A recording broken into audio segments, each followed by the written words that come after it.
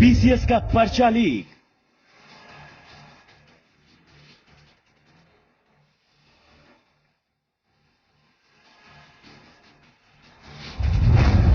पांच लाख में बिका पर्चा।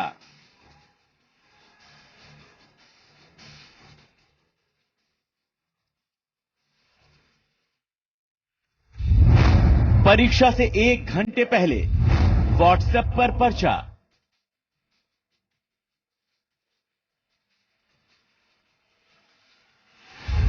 लाखों छात्रों के भविष्य से खिलवाड़।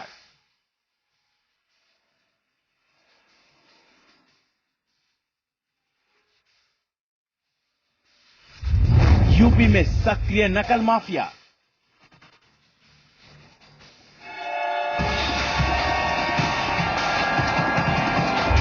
सवालों में यूपीपीएससी। नमस्कार, मैं हूं निहारिका महेश्वरी और जी संगम पर हुआ है ये सबसे बड़ा खुलासा। इसने लाखों छात्रों के साथ एक झटके में एक धोखे की पोल खोल दी है। यूपीपीसीएस का पर्चा परीक्षा शुरू होने के 1 घंटे पहले आप समझिए कि किस तरीके से लीक हुआ, 5-5 लाख में बिक गया। जी संगम पर हमने लगातार खबर दिखाई क्योंकि आपके भविष्य से जुड़ा ये सवाल है और खबर दिखाए जाने के बाद परीक्षा रद्द कर दी गई। मामले की जांच एसटीएफ के पास है। अब 2 लोगों को हिरासत में ले लिया। बहुत बड़ा नेक्सस है और पहली बार इस तरीके के मामले सामने नहीं आ रहे हैं। शिक्षा से हमेशा इसी तरीके का कॉम्प्रोमाइज हुआ है, चाहे बोर्ड परीक्षा हो या ये प्रदेश की सबसे बड़ी प्रतिष्ठा वाली परीक्षा जो अब सवालों के घेरे में, खासतौर पर अध्यक्ष की कार्यशैली।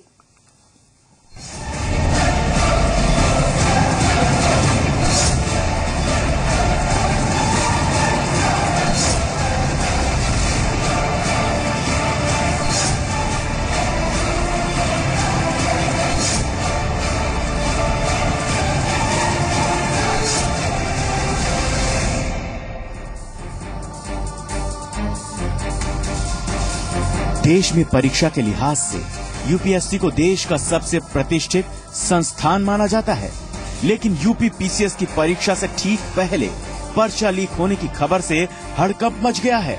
सुबह 9 बजे परीक्षा शुरू होने से पहले परीक्षा का पेपर बाजार में आने से छात्रों में अफरा तफरी मच गई।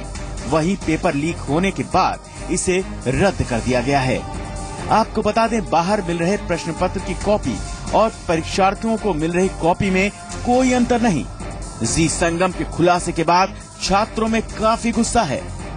डिमांड क्या करें, फिर से पेपर होना चाहिए और क्या, यही है और क्या जी, यही है, पेपर फिर से करवाया जाए अगर लीक हुआ है, क्योंकि मेहनत सभी ने की है। ऐसा हुआ तो गलत हुआ है। ये भी पेपर दे के हम निकले तो हमें पता चल रहा है कि पेपर आउट हो गया। करें 1 घंटे पहले ही एग्जाम के आउट हुआ है पेपर। अब मेरे हिसाब से राज्य और सेंट्रल का एग्जाम सारा यूपीएससी को ही देना चाहिए। हालांकि इस पूरे मामले में जी संगम की मुहिम रंग लाई। पेपर लीक होने की पुष्टि होते ही सरकार ने पूरी परीक्षा को रद्द कर दिया है। परीक्षा शुरू होने से पहले इस पेपर को 5-5 लाख रुपए में बेचा गया। सुबह 9:30 बजे यूपी पीसीएस की प्रीलिम्स की परीक्षा शुरू हुई थी।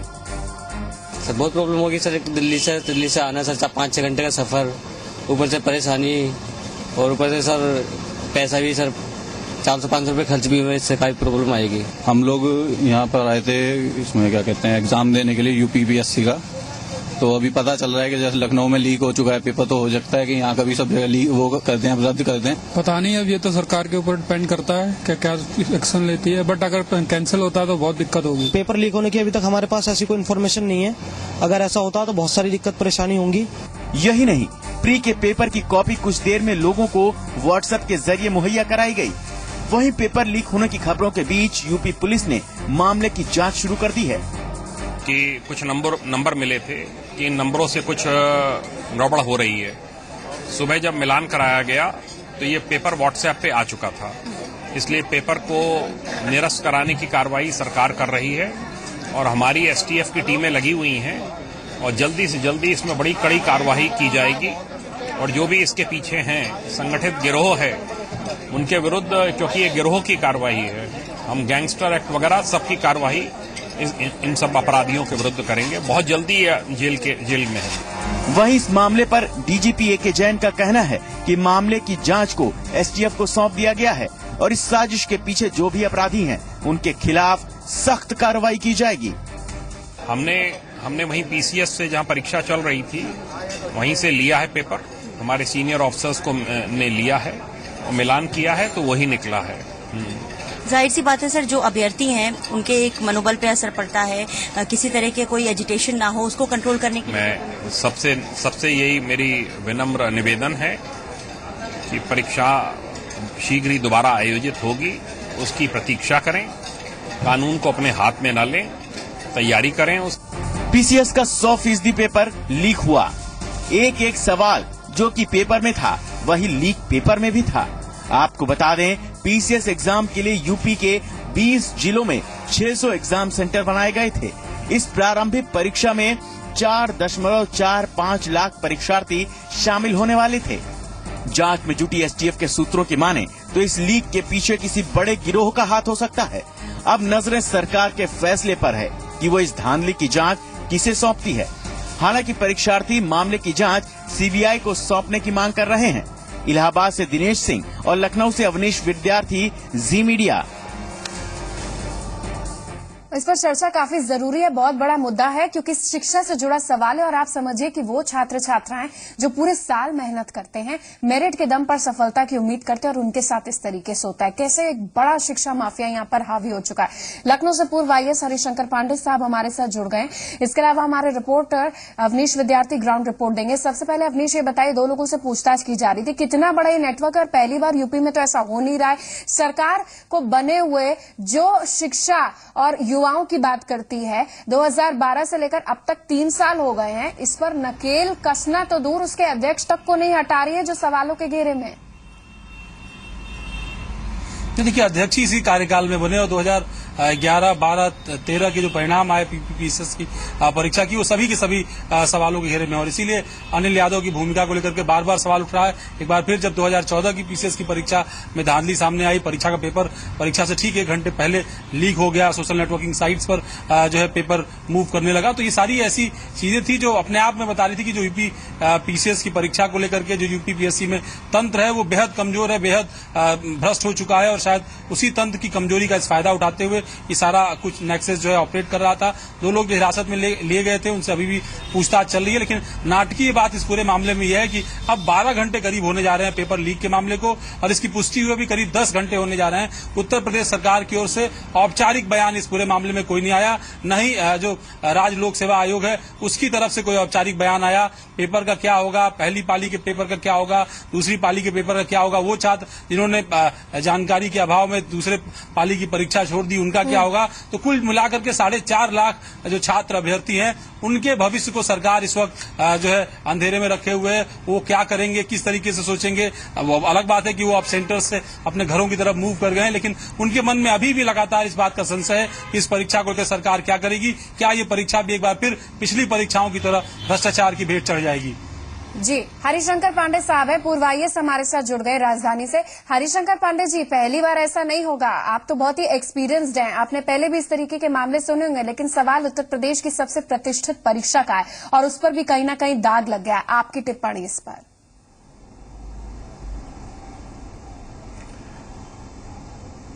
देखिए निहारिका जी, हमें ताज्जुब है कि इतने समय बीत जाने के बाद भी अभी सरकार भी चुप है और आयोग भी चुप है, जबकि आम जो हमारा परीक्षार्थी था वो पूरी तरह से जानता है, उसके सामने हर चीजें खुल चुकी हैं कि ये भ्रष्टाचार कैसे हुआ। हमसे कुछ परीक्षार्थी मिले थे आज, उन्होंने हमें सीरियल जो बताया, जो इवेंट सीक्वेंस ऑफ इवेंट्स बताया, उससे हमारे डीजीपी साहब को ज्यादा मेहनत करने की आवश्यकता नहीं होगी और न इसमें सीबीआई जांच की बहुत हमें औचित्य प्रतीत होता है, क्योंकि सब कुछ शीशे की तरह साफ है। ये एक सुनियोजित ढंग से किया गया भ्रष्टाचार है जिसके सारे तार लोक सेवा आयोग से और हमारे शासन से जुड़े हुए हैं।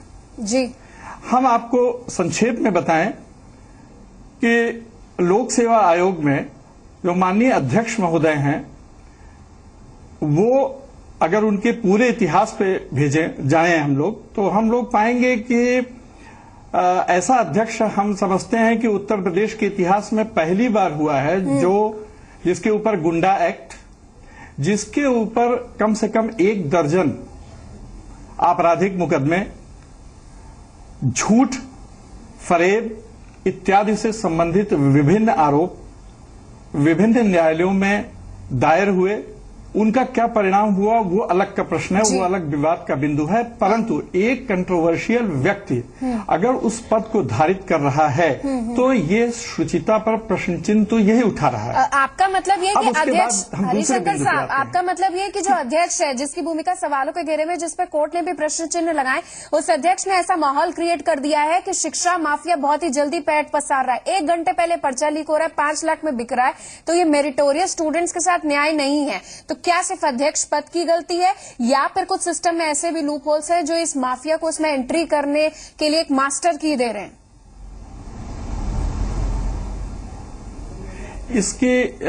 इसकी जो पटकथा थी वो लिखा तो अनिल यादव ने है, जो अध्यक्ष हैं, बहुत ही सम्मानित पद है, लेकिन उन्होंने इस कृत्य को करने से पहले एक सुनियोजित साजिश और षड्यंत्र रचा।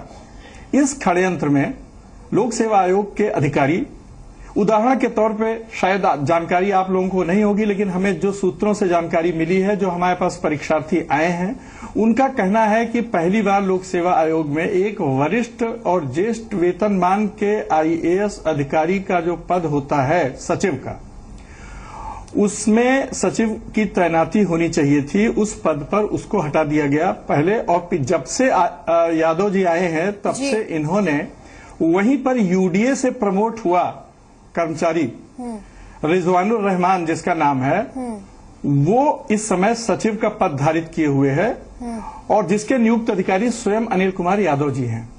अब आप इससे अंदाजा लगा सकते हैं कि जो अपने ही सबॉर्डिनेट से गोपनीय कार्य करा रहा है तो वो कितना गोपनीयता रखेगा, इसका अंदाजा आप लगा सकती हैं। और रिजवानुर रहमान जो सचिव हैं, जिनका दायित्व है कि वो विभिन्न मुद्दों पर गोपनीयता बनाए रखने के लिए कार्रवाई करें, वो पूरी तरह से उनके इशारे पर, नियंत्रण पर चलते हैं और परिस्थिति जन साक्ष्य बताते हैं कि वो ऐसा जरूर करते होंगे। उसी प्रकार से परीक्षा नियंत्रक, जो जिसकी जिम्मेदारी परीक्षा कराने की होती है, वो एक शिवनाथ नाम के पीसीएस अफसर हैं, बहुत ही कनिष्ठ पीसीएस अफसर हैं। वो भी पद उनकी श्रेणी के हिसाब से वो उचित नहीं है, फिर भी वो उस पर तैनात हैं। वो कितना प्रभावी हुए हैं या उनकी कितनी उनका रोल कितना है, ये चीज हमारे पुलिस विभाग को देखना होगा। अब तीसरा बिंदु उठता है कि इन दोनों लोगों को तैनात किसने किया जी। अगर शासन की मंशा साफ होती तो इनकी तैनाती जो है उस व्यक्ति से की जाती है, उस अधिकारी से की जाती है जो उसके पद के योग्य था। परंतु शासन के पास कोई आईएएस अथवा पीसीएस अधिकारी इनके पास उपलब्ध नहीं हुआ, जिसके कारण हमारे प्रमुख सचिव नियुक्ति द्वारा मना कर दिया गया कि यहां पे आईएएस की तैनाती हम नहीं कर पाएंगे, हमारे पास अधिकारी नहीं है। अब आप देखें कि जहां पे आईएएस अधिकारियों की भरमार है उत्तर प्रदेश के सचिवालय में, उसमें एक अधिकारी ये नहीं भेज सकते थे जब से अनिल यादव साहब आए हैं कि वो सचिव का पद धारित कर लें। तो क्या ये संदेह के घेरे में नहीं आते? बिल्कुल। उसी प्रकार परीक्षा नियंत्रक का पद, सचिव का पद, सब कुछ अयोग्य और जो उसके पात्र नहीं थे उन पर छोड़ा गया। तो इसका तात्पर्य ये हुआ कि आयोग के वरिष्ठ जो अध्यक्ष, जो हमारे अध्यक्ष महोदय हैं, वो हमारे प्रमुख सचिव नियुक्ति और हमारे लोक सेवा आयोग के कर्मचारी सबसे पहले संदेह के घेरे में ये हैं और इनकी जांच सबसे पहले होनी चाहिए कि किन परिस्थितियों में आप लोगों ने ऐसी साजिश रची जिससे कि लोगों को मौका मिले। निश्चित तौर पर उससे बड़ी मछली और जो आउटसाइडर, जो स्टेक होल्डर्स हैं इसके, उनका भी पता लग जाएगा। मुद्दा बहुत ही गंभीर है, लेकिन अगर हम मर्म पर देखें तो एक छात्र बहुत मेहनत करता है, कोई किराए पर रह रहा है, किसी के माता पिता इतना कमा नहीं रहे, लेकिन उसके बावजूद भी अपने करियर को शेप करने के लिए उनके माता पिता ने इन्वेस्ट करा। उसने पूरे 1 साल मेहनत की, उसकी मेहनत तो बर्बाद हो गई। प्रश्न चिन्ह इस पर भी है, प्रश्न चिन्ह पहले की हुई परीक्षाओं पर भी है। हम एक छोटे से अंतराल के लिए रुकना, आप हमारे साथ बने रहिए, लेकिन जाते जाते आपको 5 तस्वीरें दिखाते हैं कि किस तरीके से शहर शहर में छात्रों का प्रदर्शन हो रहा है। आप ये देखिए जाते जाते किस तरीके से लखनऊ, इलाहाबाद, मुरादाबाद, कानपुर और वाराणसी में छात्रों ने हंगामा किया है। तो पहली पारी की परीक्षा रद्द होने पर लखनऊ के छात्रों में नाराजगी है। गुस्साए छात्रों ने पहली पारी की खत्म होते ही अलीगंज स्थित लोक सेवा आयोग भवन पर प्रदर्शन किया, जाम लगाए। छात्रों ने आयोग के चेयरमैन और दोषियों पर कार्रवाई की मांग की है। छात्रा के हंगामा की स्थिति जो बरकरार है, उसको देखते हुए परीक्षा केंद्र पर पुलिस फोर्स के साथ अधिकारियों की तैनाती हुई।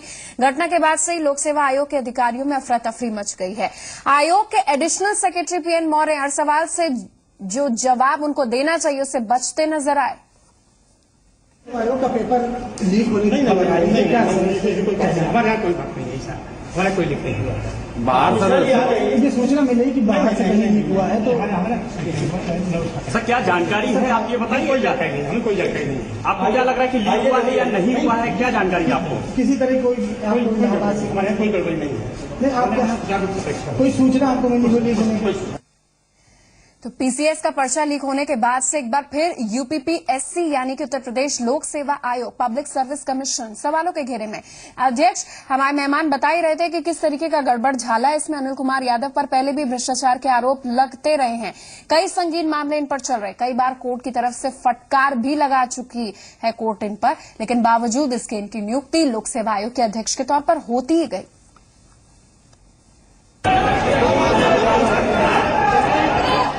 ये गुस्सा और हंगामा उस अव्यवस्था के खिलाफ है जिसने लाखों छात्रों के साल भर की मेहनत पर पानी फेर दिया। साथ ही जहन में वो शक पैदा कर दिया जो शायद हर बार परीक्षा देते वक्त इनके दिमाग में रहेगा।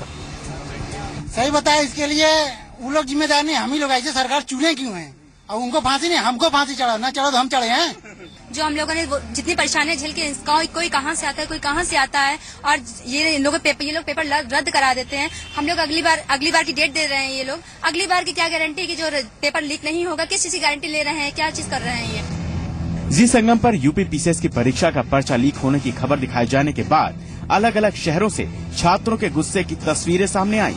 साथ ही लोक सेवा आयोग के कामकाज के तरीके पर भी सवालिया निशान लग गए, जिसके बाद से लोक सेवा आयोग के अध्यक्ष अनिल यादव सवालों में हैं।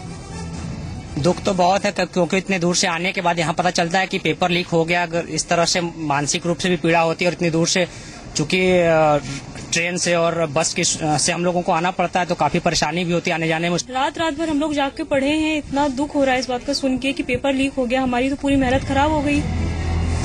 अनिल यादव के कार्यकाल में धांधली का ये कोई पहला मामला नहीं है। इससे पहले भी उन पर भ्रष्टाचार के आरोप लगते रहे हैं। बावजूद इसके उन्हें लोक सेवा आयोग जैसे प्रतिष्ठित संस्थान का अध्यक्ष बनाया गया। अनिल कुमार यादव के आयोग का पद संभालते ही उन पर कई संगीन आरोप लगे। उनके खिलाफ इलाहाबाद हाई कोर्ट में याचिका भी दाखिल हुई। कोर्ट के आदेश पर अनिल यादव से जवाब भी मांगा गया।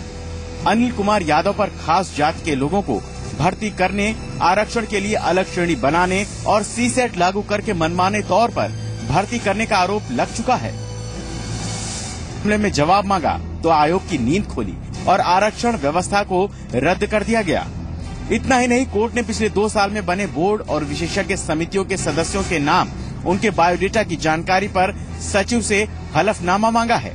इसके अलावा आरओ और एआरओ की शुरुआती परीक्षा में 17 सवालों के उत्तर संशोधित करने से कितने लोग प्रभावित हुए, इस संबंध में भी जानकारी मांगी गई है। हमारे साथ अवनीश हमारे रिपोर्टर, इसके साथ ही पूर्व आईएएस जो पूरा कच्चा चिट्ठा खोल रहे थे, हरिशंकर साहब हमारे साथ मौजूद है। अवनीश, ये बताइए कि अब अभी क्या हो रहा है, कितनी सक्रियता है मुख्यमंत्री कार्यालय से लेकर सचिवालय तक? किसी को अब कुछ पता है कि इस मामले को भी ठंडे बस्ते में डालने की तैयारी है? क्योंकि अब एके जैन से लेकर हर आम आदमी भी अब थोड़ा सक्रिय हो गया है। देखिए, अधिकारियों ने तो अपना काम शुरुआती दौर में ही कर दिया था। यूपीएससीएफ ने अगले 2 घंटे के अंदर जो है पेपर लीक होने के ये पुष्ट कर दिया कि पेपर वही हैं और वही परीक्षा में आए हैं, यानी पेपर लीक हुए हैं। यूपी के डीजीपी की ओर से भी बयान आ गया और एक विस्तृत रिपोर्ट उत्तर प्रदेश के मुख्य सचिव और गृह सचिव को भेज दी गई। इसमें कहा गया कि ये परीक्षा का पेपर लीक हुआ है, लिहाजा इस परीक्षा को रद्द किया जाना चाहिए और इस संबंध में शासन अग्रेतर कार्रवाई करे।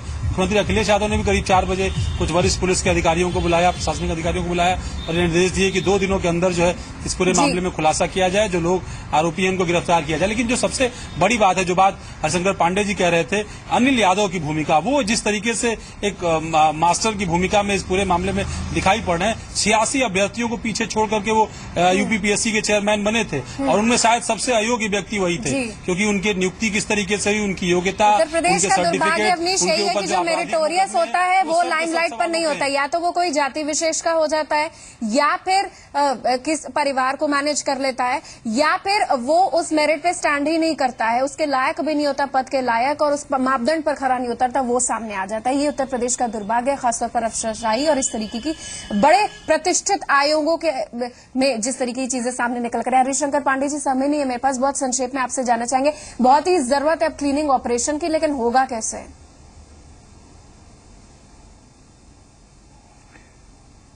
देखिए, अभी हमने डीजीपी साहब का भी बयान सुना, उन्होंने ये कहा है कि इन पर हम दोषियों पर गैंगस्टर एक्ट की कार्रवाई करेंगे। हाँ। हमारा अपना विचार है और हम जो साक्ष्य उपलब्ध हैं उसके हिसाब से सबसे पहले अनिल कुमार यादव के ऊपर गैंगस्टर एक्ट लगाया जाना चाहिए, क्योंकि उन्होंने अन्य अधिकारियों के साथ मिलकर एक पूरा गैंग बना रखा था।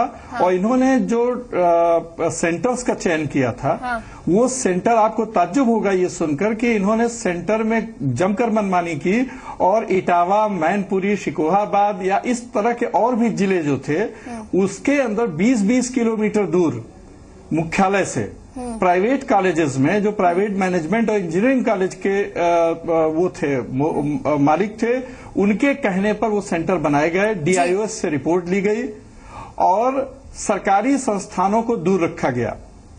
ताज्जुब है कि इलाहाबाद जैसे बड़े स्थान से मात्र 53 या 50 या 54 सेंटर बनाए गए हैं और पिछले सेंटर को कैंसिल किया गया। हाँ। ग्रामीण क्षेत्रों में सेंटर की मात्रा बढ़ाई गई। हाँ। ये सब इशारा करता है कि पहले से ये सुनियोजित था कि नकल होगी और हमें पेपर लीक कराना है। बहुत महत्वपूर्ण बात आपने हमें इस कार्यक्रम में बताई, बहुत चीजें सुनियोजित है और इसको अब क्रैक करने की जरूरत है। जिस युवा जोश के सहारे युवा मुख्यमंत्री आए हैं, वो युवा सोच तो अब इस मुद्दे के प्रति अब जागृत हो ही गई है, लेकिन अगर कार्रवाई नहीं हुई, संदेश नहीं दिया गया एक कार्रवाई के नाम पर भी, तो युवा जोश भी सड़कों पर देखने को मिल जाएगा आगे की डेट में, जैसा कि अभी शुरू हो गया, क्योंकि भविष्य से जुड़ा सवाल है और आज की डेट में कोई ऐसा छात्र नहीं है जो करियर से कॉम्प्रोमाइज करा, और वो भी इस तरीके की प्रतिष्ठित आयोग की परीक्षा से, जो उनके करियर को एक बहुत ही लॉन्ग लास्टिंग कह सकते हैं एक चमक दे सकता है। सवालों के घेरे में यूपीपीएससी परीक्षा है और जो मुख्य धारा है, जो मेन दोषी है, वो अभी भी कटघरे में नहीं है।